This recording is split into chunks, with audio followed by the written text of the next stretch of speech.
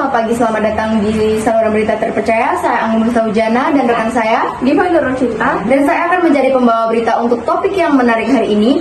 Pada tanggal 27 Desember 1949, Indonesia merayakan momen bersejarah dengan penyerahan kedaulatan dari Belanda.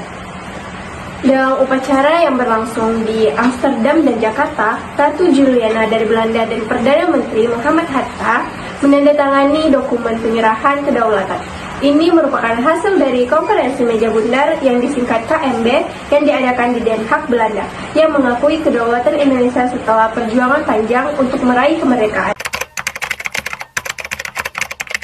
Baiklah, saya sudah berada di lokasi kejadian dan inilah suasananya pada tanggal 27 Desember 1949.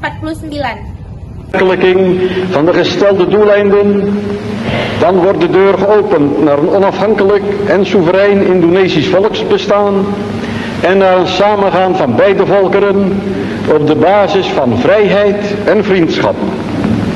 Vast staat dat hoe de conferentie zich ook ontwikkelt, zij van ingrijpende historische betekenis zal zijn. Kembali lagi dengan kami dengan penyerahan kedaulatan pada tanggal 27 Desember 1949, Indonesia resmi menjadi negara yang merdeka dan berdaulat. Ini adalah tonggak sejarah yang membanggakan bagi bangsa Indonesia. Mengingat perjuangan dan pengorbanan yang dilakukan untuk mencapai kemerdekaan sejati.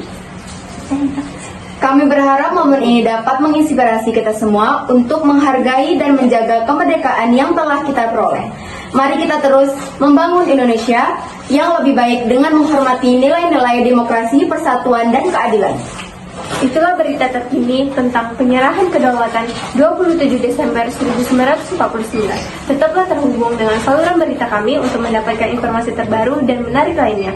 Saya Anggun Saujana Dan saya Diva Nurul Cinta mengucapkan terima kasih telah menyimak berita ini. Sampai jumpa pada berita selanjutnya.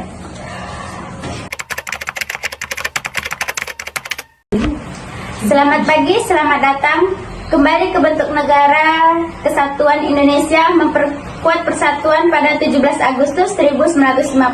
Saya Alfia dan rekan saya Laila Lutfia. Saya akan menjadi pembawa berita untuk topik yang menarik hari ini. Pada tanggal 17 Agustus 1950, Indonesia mengalami perubahan penting dengan kembali ke bentuk negara kesatuan. Setelah periode Republik Indonesia Serikat atau disebut RIS yang berlangsung dari tanggal 27 Desember 1949 hingga 17 Agustus 1950, Indonesia memutuskan untuk kembali ke negara kesatuan. Pada tanggal yang bersejarah ini, Presiden Soekarno menyampaikan pidato kenegaraan di Jakarta.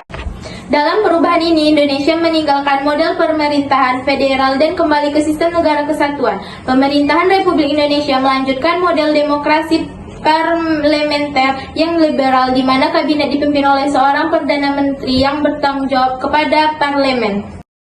Salah satu hasil KMB Kerajaan Belanda menyerahkan kedaulatan atas Indonesia yang sepenuhnya kepada RIS dengan tidak bersyarat lagi dan tidak dapat dicabut. Oleh karena itu mengakui RIS sebagai negara yang merdeka dan berdaulat.